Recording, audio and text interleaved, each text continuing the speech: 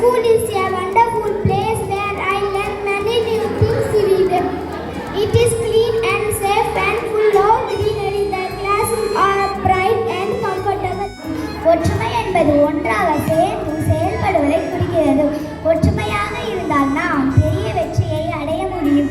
தனியாக செய்ய முடியாத பல வேலைகளை நாம் ஒன்றாக சேர்ந்தால் எளிதாக செய்து முடிக்கலாம். Today I am going to speak about importance of reading books. Reading books is a very good habit. Books are our best friends because they give us knowledge and learn many new things. When we read books, we improve our language and learn many new words. Trees are very important for our life. They give us oxygen to breathe, fruits to eat and shade to Kind means helping others and speaking nicely. We should share and help with those in need. We should say kind words like நேரத்தின் முக்கியத்துவமாகும்.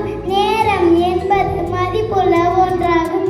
போனால் திரும்பி வராது. அதனால் நாம் நேரத்தை வீணடிக்காமல் பயனுள்ள செயல்களின் செயல்விட வேண்டும். நம் வாழ்விடம் சுத்தமாக இருந்தால் நோய்கள் வராமல் தடுக்கலாம். எங்கும் குப்பைகளை வீசாமல் குப்பை தொட்டி போடுவது நமது கடமை. நாம் தினமும் காலையில் சீக்கிரம் எழுவது ஒரு நல்ல பழக்கமாகும். பற்களை தொழுகுவது, சுத்தமாக இருப்பது, நேரத்திற்கு பள்ளிக்கு செல்வது ஆகியவை ஒரு நல்ல பழக்கமாகும்.